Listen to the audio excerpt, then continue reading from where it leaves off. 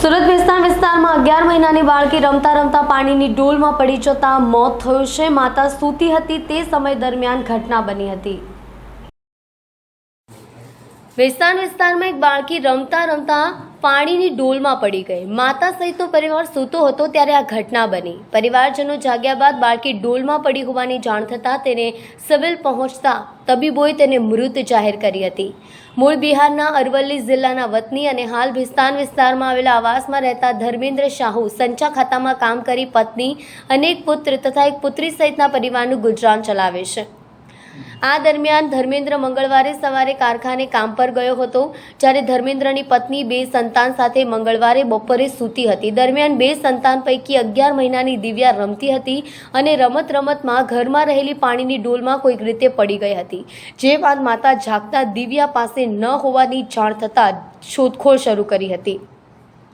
આ દરમિયાનમાં પાણીની ડોલમાં બાળકીને ડૂબેલી જોતા તાત્કાલિક બહાર કાઢી 108 એમ્બ્યુલન્સ મારફતે સારવાર માટે સિવિલ હોસ્પિટલ લઈ ગયા હતા, જ્યાં ફરજ પરના તબીબે બાળકીને મૃત જાહેર કરી હતી।